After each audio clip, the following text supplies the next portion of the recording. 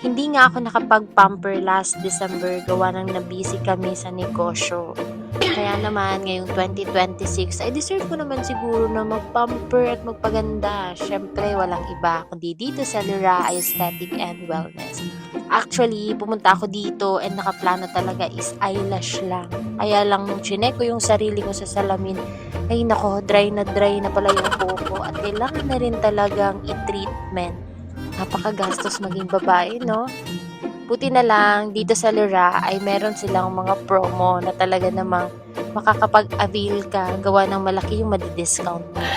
So Sana dito all. nga ay inavail ko itong Brazilian treatment kasi nga yung buhok ko is naka-bleach. So hindi talaga ako pwedeng i-reband na. Kundi treatment na lang talaga yung gagawin sa buhok ko. And sa pinakadulo ng buhok ko is talagang super dry na. Kaya naman kailangan ng ikat. Kaya after dito sa hair treatment ko ay talaga naman makikita nyo na short hair na ang BBMB nyo. So while waiting nga dahil inaayos na sa taas ay magpapa-eyelash naman tayo. So, kung papansin nyo nga sa video, ay paubos na rin yung eyelash ko talaga. So, nasanay na talaga ako na merong eyelash. Iba pa rin yung nagagawa, di ba? Nakakaganda. Char! So, sa mga nagtatanong nga kung saan ako nagpa-pamper, ay dito lang yan sa Lura Aesthetic and Wellness. Third floor po yan. Dito sa 101 Shopping Center, tapat ng BDO, Tabuco, Naga City. So, eto na ang good news. Kapag nag-avail kayo ng worth 1,000 pesos facial treatment, meron kayong free rejuvenation laser and exilis. So, sa mga nagtatanong, ang rejuvenation is pampaputi and yung exilis naman is pangpa-tightening.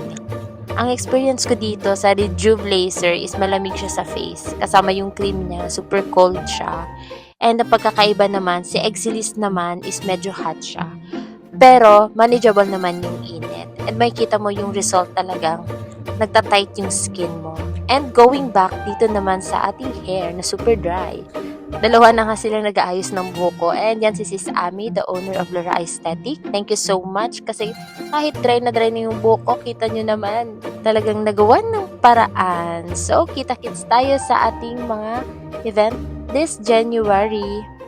And again, thank you Lura Aesthetic and Wellness sa pag-aalaga nyo palagi sa akin, sa buhok, sa face, sa kilikilid, lahat-lahat. Thank you so much. Ride safe everyone. Hemwe.